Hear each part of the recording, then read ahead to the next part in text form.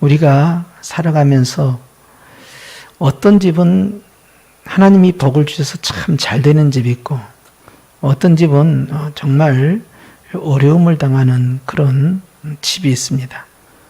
그래서 이제 이 집을 이제 가족 단위로 우리가 지칭을 할 때는 가정이라 하고요. 이제 건물을 이야기할 때는 하우스라고 이렇게 표현하는데요. 그런데 성경에서 우리가 가장 주목해야 할 것은 항상 예수님이잖아요. 그런데 예수님이 속해 있는 그 가문의 그 혈통을 보면 그것은 야곱의 12지파 가운데에서 유다 지파입니다. 그래서 우리가 아브라함과 이삭과 야곱도 대단히 중요하지만, 그러나 야곱을 통한 12아들들 가운데 유다 지파에 관심이 있는 것은, 그것은 곧바로 다윗이 나오고, 또 다윗의 가문이 중요한 것은 그것이 곧바로 또 예수님에게 연결되기 때문에 그러합니다. 그런데 이 가문이 왕의 가문이면서 미래의 왕이죠. 그 다음에 미래의 만왕의 왕의 가문입니다. 굉장히 중요한 가문이죠. 그리고 이제 야곱이 이 12아들 가운데서 유다를 축복할 때나, 또 나중에 모세가 12지파 가운데서 유다 지파를 축복할 때나 보면, 유다 지파는 굉장히 중요한 지파고, 이로 말미암아 거기에서 왕권이 이어져 가는 아주 중요한 위치를 차지하고 있어요. 그러면 되게 왕이 되면은요, 자기 조상들 가운데에서 감추고 싶은 비사가 있잖아요. 그것은 덮어버리고요. 그리고 좋은 이제 미담이 될 만한 내용으로 덧칠을 하는 것이죠. 그렇게 해서 역사를 왜곡을 하잖아요. 그래서 이제는 역사를 그 권력을 가진 자의 입맛에 맞게끔 색칠을 하는 것이 일반화되어 있어요. 그래서 승자가 보는 그 역사의 내용이 사실이 아닌 경우, 또 과장된 내용, 왜곡된 내용이 있을 수밖에 없는 거죠. 사람은 각자 자기에게 유리하게끔, 그것도 권력이 있을 때는 그렇게 하고 싶은 욕망이 생기는데, 근데 성경에 보면 가장 중요한 그 중심 왕이 다윗이고, 또 신구약 전체에 있어서 주인공이신 예수님에 관한 이야기인데, 그 가문에 이 어려움 닥친, 정말 감추고 싶은 그런 몰락된 부분과, 또 가장 수치스러우면서도 그 가문이 어떻게 해서 하나님께 쓰임받는가를 볼 것 같으면 참 놀랍습니다. 사실 유다 지파는 이 시아버지와 며느리와의 이 잠자리를 통해서 자녀가 나와서 혈통이 이어져가는 그런, 우리가 일반 상식으로 도저히 소화할 수 없는 그런 깜짝 놀랄 만한 일이 있었고요.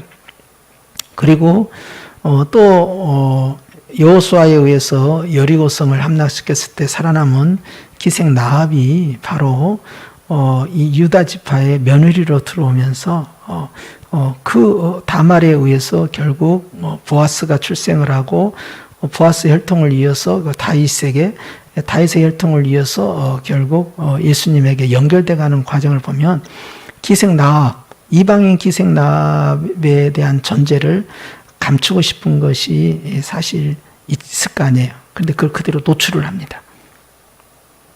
심지어는 성경에서는 그 다윗의 아들인 솔로몬, 이 평강의 왕의 상징성이 있죠. 장차 메시아의 그 샬롬의 왕, 평강의 왕을 대변할 수 있는 하나의 모형으로 등장한 사람이 솔로몬인데, 이 솔로몬의 출생이 바로 아버지 다윗의 그 부정한 행위, 부적절한 행위를 통해서 자기 부하 장군인 우리아의 이 아내를 빼앗아서, 그리고 우리아는 또 죽게 만들고, 그렇게 하면서 태어난 그 아들 가운데 하나가 바로 솔로몬이라는, 그래서 정말 지우고 싶은 또 세 번째의 또 역사가 있어요.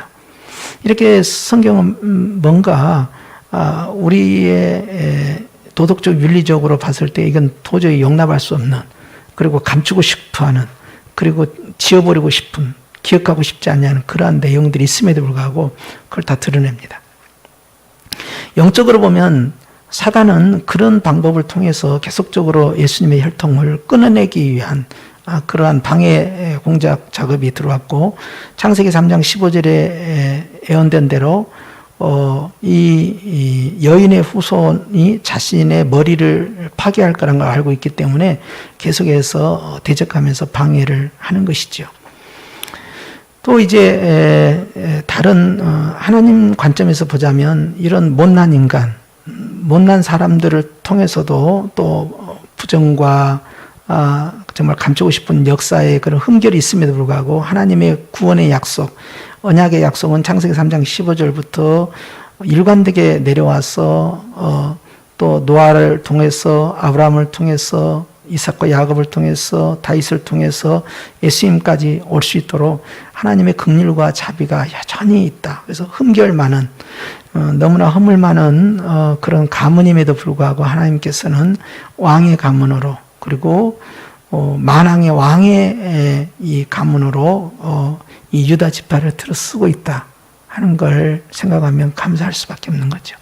그것은 어떤 면을 보자면 우리의 가문에, 우리 조상들 가운데서 정말 감추고 싶은 씻을 수 없는 어떤 불륜이나 또는 치명적인 어떤 범죄 행위나 정말 악행이 있음에도 불구하고 하나님께서 나 같은 자를 구원하시고, 또 정말 자손들에게 내가 본이 되지 못한 삶을 살아온 그런 연약한 모습이 있음에도 불구하고 하나님께서는 예수님의 그 국률하신 그 자비와 은혜를 통하여서 나와 내 자손들을 여전히 붙들고 계시고, 또 상상할 수 없는 어떤 굉장한 역할들을 또 부여하시고 또 사용하실지 모르는 거죠.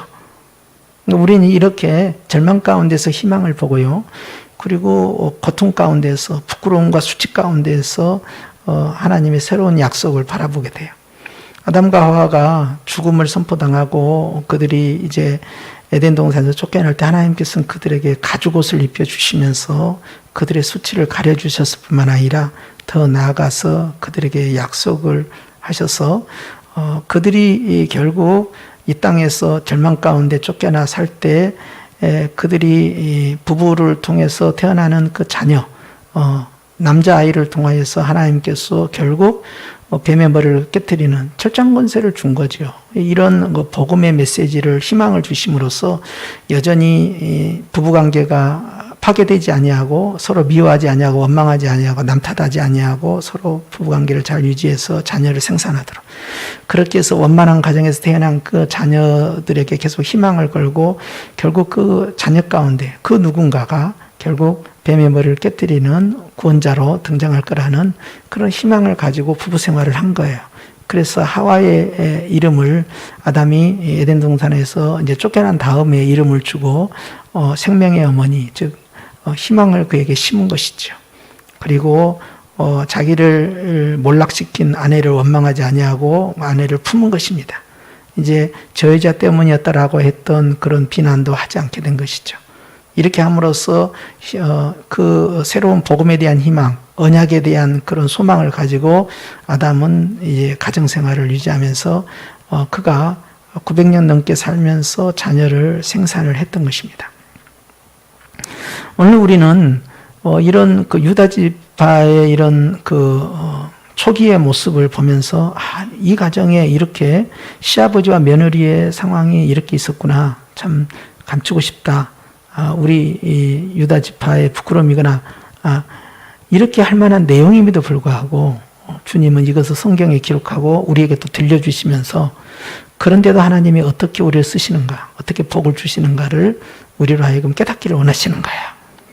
그러면서 오늘 또 중요한 말씀이 있는데, 이 유다는 그 아내를 그 가나안 사람을 선택을 해서 결혼을 했는데요. 그러니까 그 아버지 야곱이나 그 이삭, 아브라함과 다른 패턴을 선택한 거죠. 그렇게 함으로써 이 결혼을 통해서 영적인 그 재앙이 들어올 수 있도록, 흐름이 들어올 수 있도록 오픈이 된 거예요. 굉장히 위험한 행위인데요. 자기 눈에 마음에 드니까 결혼을 해버린 겁니다. 그런데 이 결혼이라는 것이 결국 종교적 의미, 즉 영적인 의미가 같이 들어있다는 사실을 우리가 알아야 되는 것이죠. 그렇기 때문에 신약에서도 믿지 않는 자와 멍에를 같이 하지 말라 하신 말씀처럼 불신자와 결혼을 금한 이유도 바로 영적인 흐름이 있기 때문에 그러합니다. 그렇기 때문에 남녀 간의 결혼 문제는 단순히 좋아서 결혼해서 되는 문제가 아니고 그 가문과 가문의 결합이 되고요. 그 다음에 문화와 문화의 결합이면서 영적 세계의 결합이 되기 때문에 한 사람을 이렇게 며느리로 받아들인다, 또 사위로 받아들인다 하는 부분은 굉장히 영적인 부분에서 우리가 해석을 해야 할 필요가 있다 하는 거예요. 결혼은 대단히 신중하다. 그럼에도 불구하고 유다는 가나안 사람과의 관계를 통해서 결혼을 하게 되고요. 거기에서 아들을 엘을 낳게 되는데 엘이라는 뜻은 에르라는 뜻이고요. 이것은 이제 감시한다라는 의미를 가지고 있어요. 그런데 이 엘이 죽고 맙니다. 7절에 보니까 유다의 장자 엘이 여호와가 보시기 악함으로 여호와께서 그를 죽이신지라 그랬어요. 어떤 죄를 지었는지 모르지만 결국 엘은 하나님 보시기에 약했다는 거예요. 사람 보기에, 역사적인 평가에 의해서, 사회적 평가에 의해서, 이웃들의 평가에 의해서 결정되는 게 아니라 하나님 보시기에 그렇다는 거예요. 이것이 중요한 것이죠. 구체적인 죄가 기록되지 않았지만 하나님께서 죽일 수밖에 없었던 무슨 죄가 있었던 거예요. 또 죽여야만 되는 죄. 그래야만 이 사람이 더 이상 죄를 짓지 않게 되고요. 더 나아가서 이 사람이 죽음으로 가족들에게 이 죄가 오염되지 않게 되는 것이죠. 죄의 전념성과 확장성을 끊어버리는 거예요. 그리고 형벌을 내렸을 때 죽음으로 마감을 하셨는데요. 그것은 이 사람이 얼마만큼 주님 앞에 큰 죄를 지었는가 한 걸 알 수가 있는 거예요. 결국 이 사람의 죽음은 단순한 자기의 명이 하나님이 주신 그런 그 생명이 다 돼서 거듭한 것이 아니라 자신의 범죄로 인해서 하나님께서 그 사람의 생명을 거뒀다 하는 것입니다. 그래서 두 번째 이제 아들이 등장하게 되는데요. 5절에 보면 그가 또다시 아들을 낳고 그의 이름을 4절이죠. 그가 다시 임신하여 아들을 낳고 그의 이름을 오난이라 하였다 돼 있어요. 이제 오나니즘이라고 하는데요. 이 오난이 나오게 되는데, 근데 이 오난이 이제 또 죽게 됩니다. 그 죽게 된 이유는 이제 8절부터 보면 유다가 오난에게 이르되 네 형수에게로 들어가서 남편의 아우된 본분을 행하여 네 형을 위하여 씨가 있게 하라. 이것은 이제 그 수원법이라고 하는데요. 이제 결혼한 형이 자녀 없이 죽게 되면 그 자녀가 끊어졌기 때문에 이제 그 장자권이나 또는 그 가문을 이어갈 수 없게 됐을 때 그 형제가 이 동침을 해줌으로써 이제 그 태어난 아이를 그 형의 자녀로 입적을 시키는 겁니다. 그렇게 되면 이제 수양 아들처럼 되잖아요. 근데 법적으로는 친아들처럼 그 권리가 이어져 가요. 이렇게 되는데 이제 그렇게 통해서 이 당시의 문화가 그렇게 돼 있었고 또 고대 문화뿐만 아니라 모세가 이 율법을 줄 때도 그렇게 이 수원법을 지킬 것을 그렇게 요구를 합니다.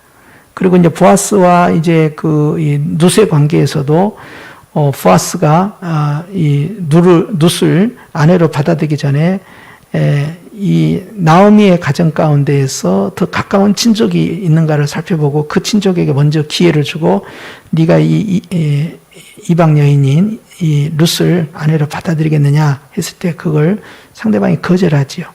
거절하게 되니까 그 다음 기득권이 보아스에게 넘어가서 보아스가 아내를 취하게 됩니다. 그렇게 해서 이제 다윗의 할머니 족보에 들어가게 되는 거예요. 흠결이 많은 여자죠.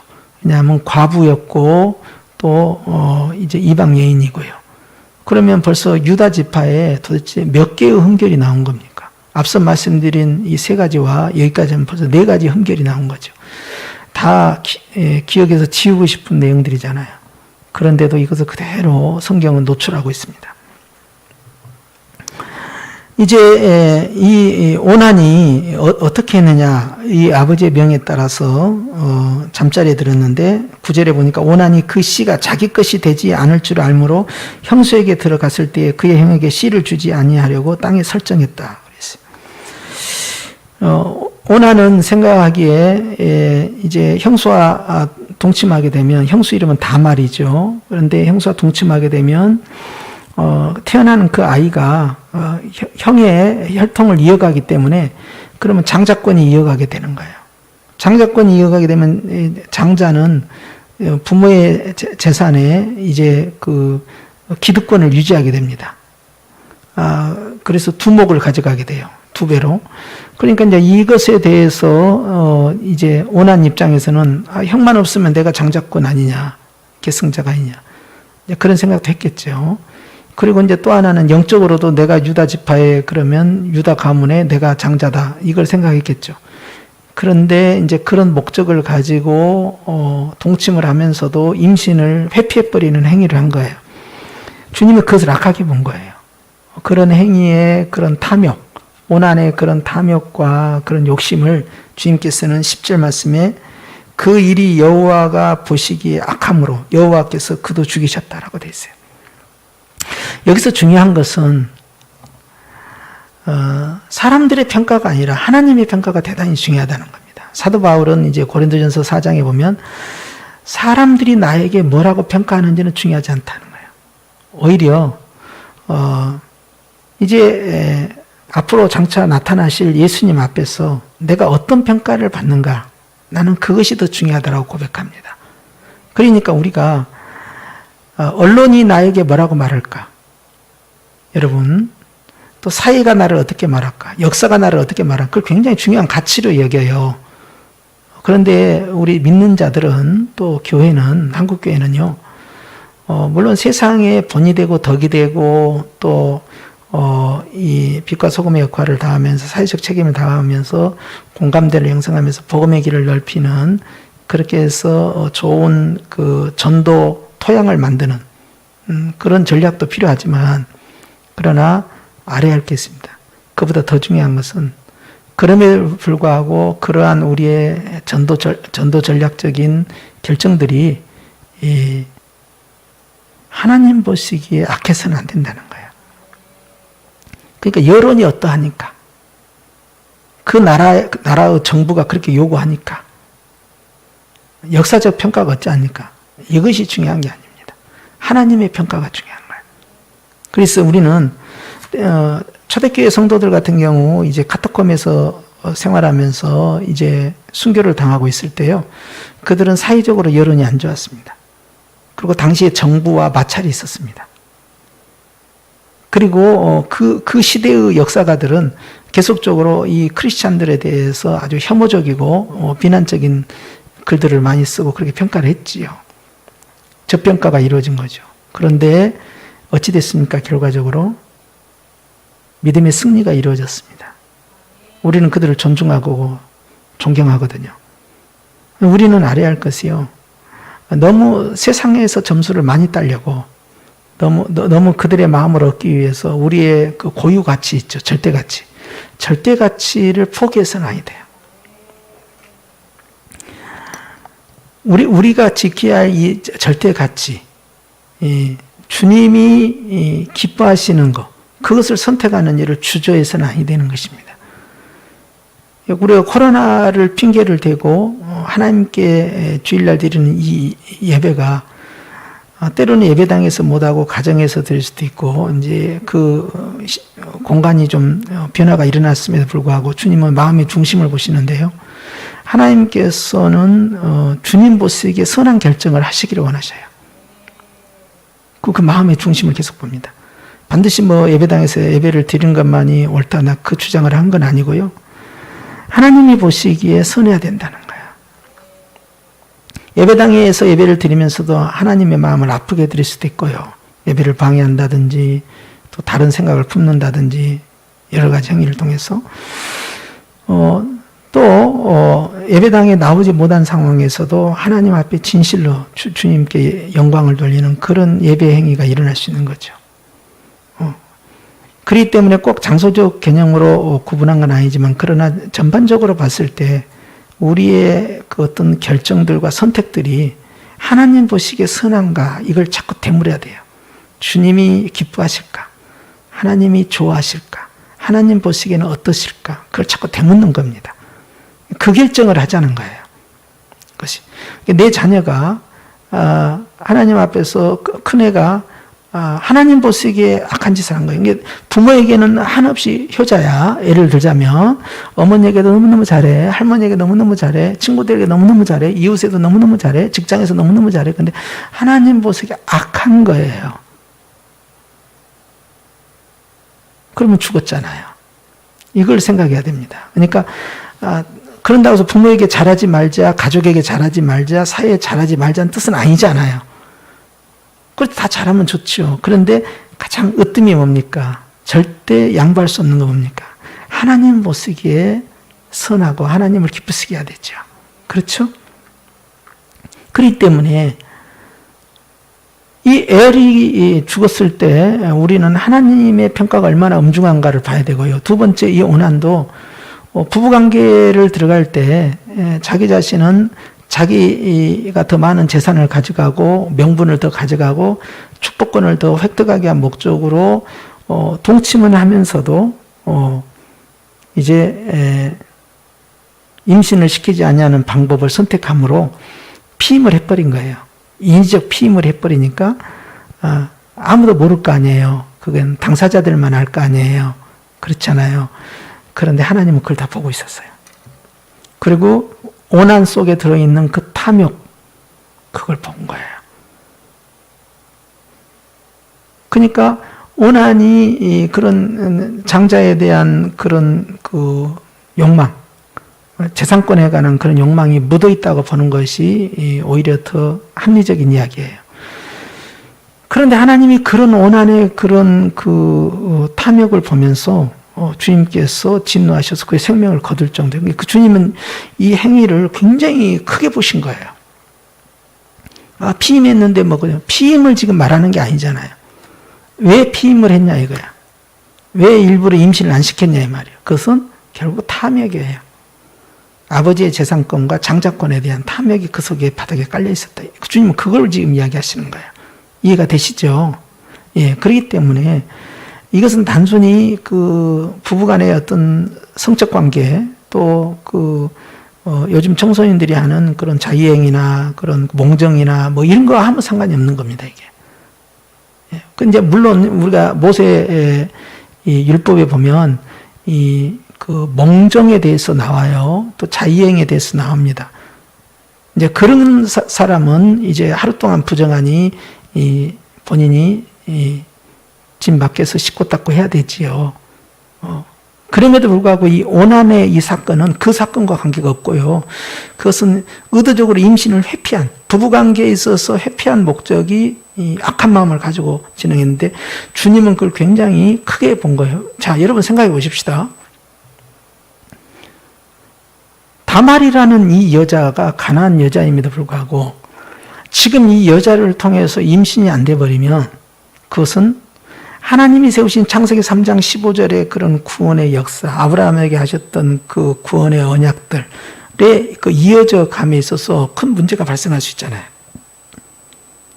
그 계보를 통해서 다윗이 와야 되고 그 계보를 통해서 예수님이 오셔야 되는데, 그런데 또 영적으로 볼 것 같으면 사단의 입장에서는 어떻게든 유다 지파를 끊어내야 되는 거예요.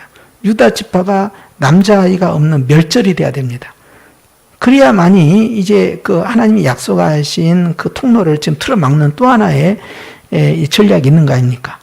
그러니까 오난이 이 형수와 이제 잠자리를 갖지 않은 것은 단순히 아기를 임시시키는 데서 끝나지 않냐고, 이것은 우리가 더 역사적으로 넘겨보면 이것은 전 인류 향한 구원 사역과 직결되어 있고, 이 사단의 괴계를 깨뜨리고 하나님의 뜻을 이 땅에 이루어가는 일에 자기가 쓰임받았던 사실을 당시에 이 오난은 모르고 있는 거예요.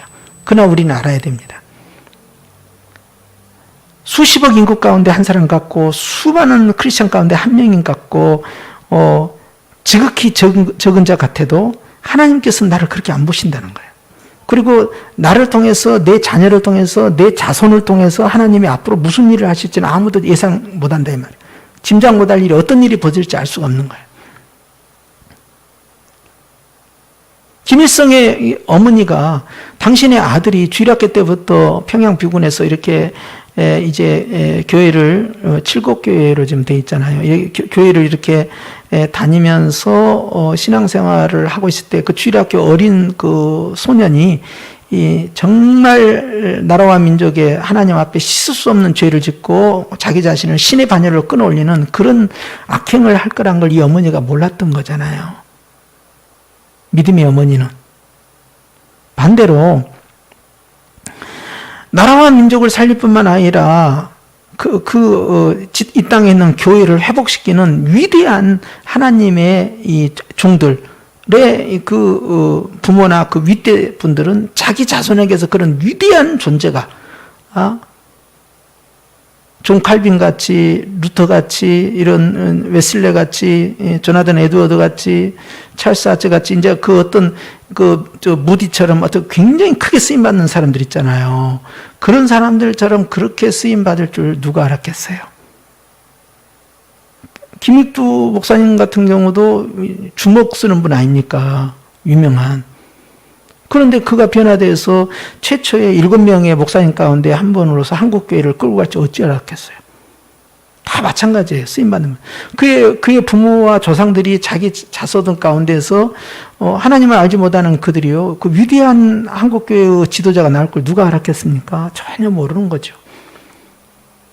한국에서 제일 큰 교회의 그 부모나 그 조부께서 자신의 이 자녀가 그렇게 위대한 한국교회의 가장 큰 목회를 할 목회자가 태어날 줄 알았겠어요? 전혀 모르는 거죠. 주님이 누구를 쓸지 모르는 거예요. 중요한 것은요, 하나님의 손에 달려있다는 겁니다.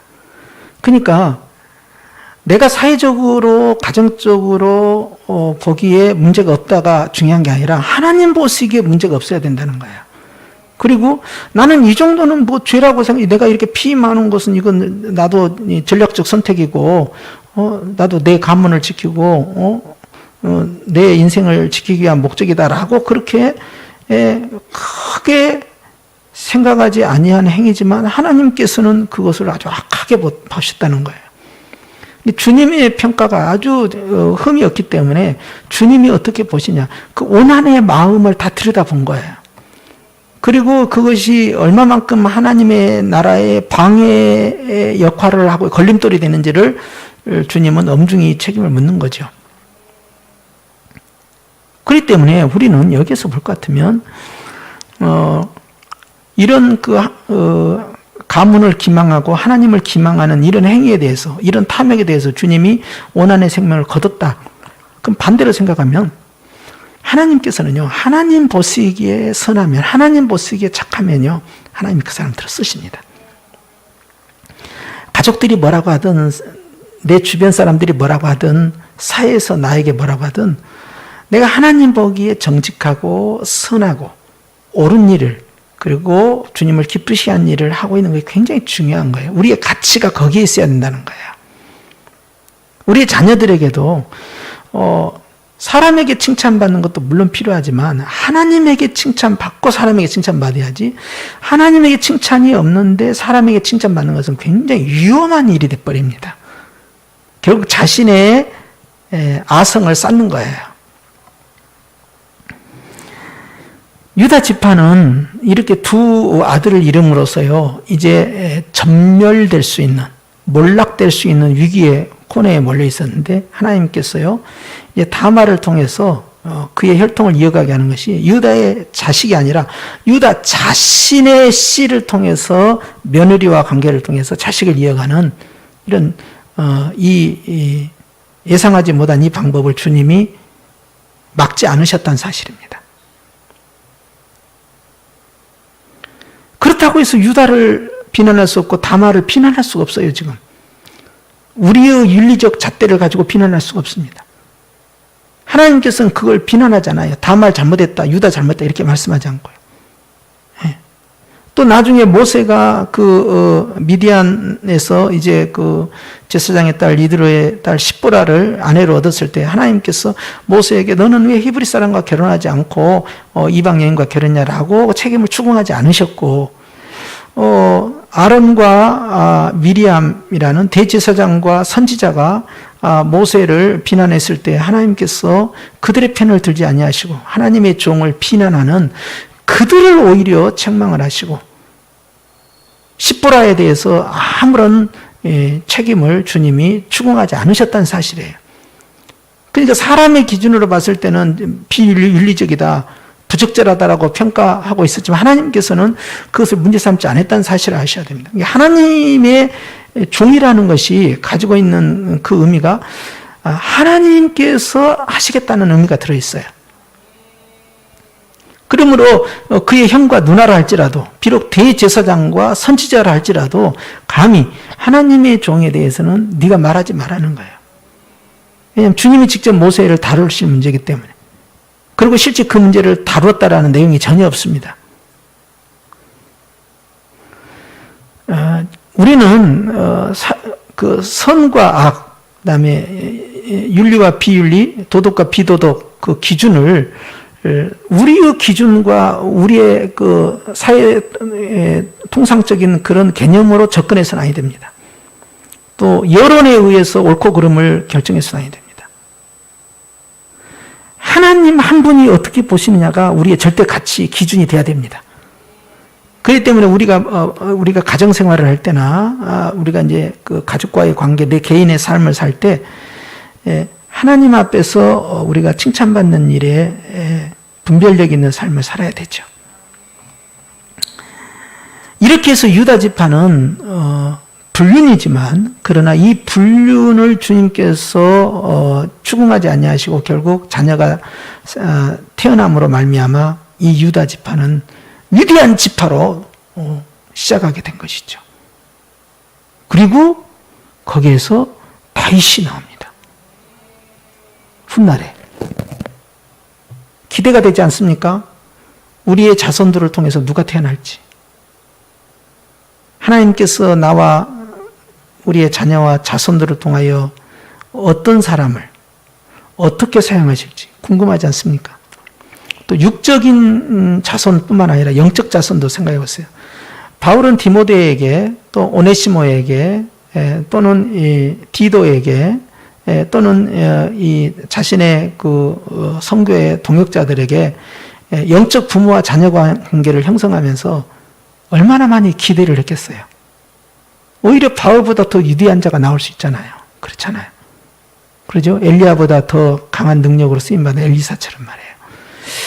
하나님께서는 그런 영적인 그 자녀, 내가 전도한 그 사람, 그런데 그 사람과 그 사람으로 인한 그런 영적 대물림 속에서 하나님께서 어떤 위대한 종을 만들어내실지 아무도 짐작할 수 없는 거예요. 크게 쓰임받는 종들을 전도했던 그 이름도 알 수 없는 그분들의 상급은 얼마나 클까요? 또 내가 전도했는데 그 전도의 대물림을 통해서 그 훗날에 등극할 그런 시대적 인물이 하나님 앞에 쓰임받았을 때 하나님 얼마나 기뻐하실까요? 알 수가 없는 거예요. 그렇죠? 그러니까 우리는 현재 내 처지만 보지 말고 또 내 주변 사람들의 그런 어떤 그 여론이나 그런 평가에만 집중하지 말고 하나님 보시기에 나는 어떠한가? 하나님 보시기에 나는 어떤 평가를 받을까? 주님을 기쁘시게 어떻게 하면 하나님의 뜻대로 이런 것을 우리의 마음의 중심에 잡는다면 하나님 앞에 크게 쓰임받는 거예요.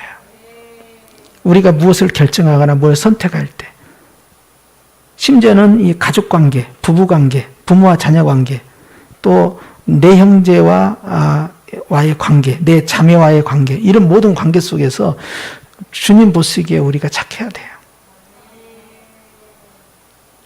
왜 겉으로 이렇게 하는 거 있잖아요. 뭐 착한 척하고 친한 척하고 뭐 배려해주는 척하고 그런 속임수는요. 주님께 통하지도 않을 뿐만 아니라 주님은 다 아십니다. 진정성이 없는 건 주님이 다 제외시켜버려요.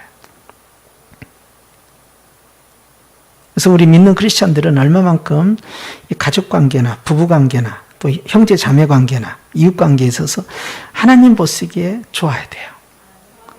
그리고 그런 나의 모습뿐만 아니라 나의 육적인 그런 가족 관계뿐만 아니라 영적인 관계, 영적인 후손들의 이 쓰임 받음에 대해서 기대를 해야 돼요. 어떻게 쓰인지.